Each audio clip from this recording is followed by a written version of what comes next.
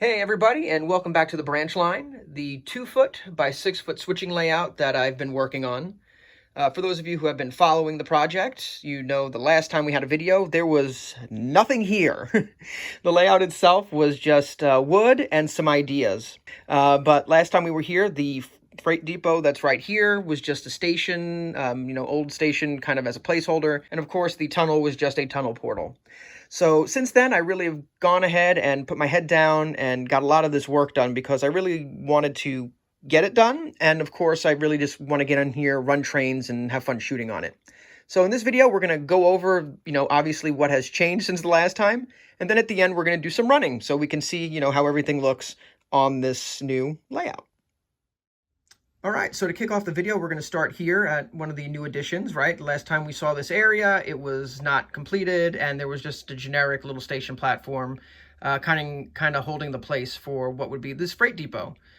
So I picked this freight depot up off eBay for like 12 bucks. It came with the barrels on it, so that was a huge win. So that's less scenery work I have to do.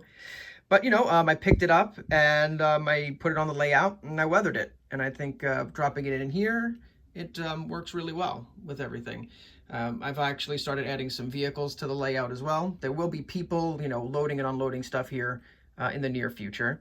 But yeah, so this is the first area that's, been updated. Next, we're going to take a look at the tunnel here. The last time everybody saw this, the tunnel was just a portal and kind of an idea. The main point of this tunnel is to, break up the scene a bit so when trains come in and out, it looks like they're going somewhere. One of the things I wanted to do was, give the idea that, hey, a train's coming in and per se, dropping something off over here at the grain elevator, or it's switching and it's dropping off a boxcar at the freight depot. And then when it leaves, it goes back to maybe the main layout. We want to kind of leave it open to interpretation. But yeah, went ahead here, added the actual tunnel. The tunnel is made of foam board. Most of that is just leftovers from the main layout. This layout, as you can see, does not have foam board. Since the trains themselves aren't running too fast and noise shouldn't really be an issue, I didn't feel it was necessary to go out and get a whole bunch of new foam board. The top of this is actually a moss mat with some of the, grass that you put down for the layouts. The grass here I got at Hobby Lobby. In fact, everything you see here, as far as scenery goes, from the trees to the bushes to the dirt, everything here was bought at Hobby Lobby. One of the main goals for this layout was to obviously be as cost effective as possible and to show, everybody that, yeah, you can have an O-gauge layout in a small space. So by going to someplace like Hobby Lobby, I think I'm maybe 50 bucks in all of the actual scenery compared to if I went and, did woodland scenics and stuff like that. It would have been a lot more expensive. So yeah, that's how the tunnel turned out.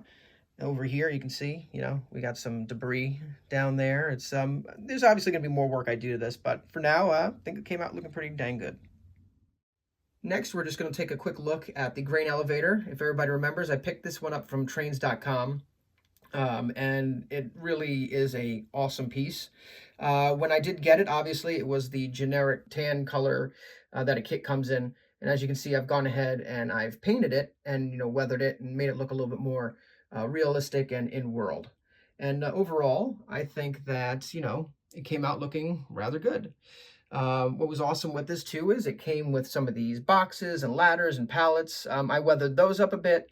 I even added one of these New York Central, pickup trucks. I actually had this over on the main layout. And I figured since looks like the main theme over here, unintentionally, of course, is New York Central, it kind of works because we have the New York Central, hopper, we have the car, and then, of course, the switcher that works this area is New York Central.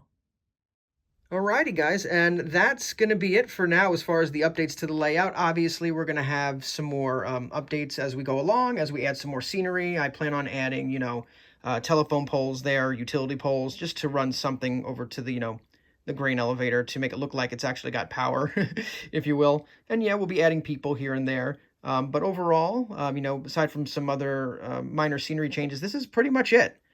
I'm very much happy with how it came out. Came out way better than I was personally expecting. I didn't know what I was getting myself into when I decided to do this. But at the end of the day, the whole point of this was to go ahead and, show everybody, yeah, you don't need to have a ton of space to go ahead and make an O-gauge layout. And here we are. We have an O-gauge layout that's 2 feet by 6 feet. It is, it is a switching layout. It's not continuous run, but you can still have a ton of fun on it. And you can still go ahead and put a lot of hard work into it. So with that being said, we're going to go ahead and run the trains. We're going to see this bad boy under operations. And yeah, we'll have some fun, and we'll see you next time.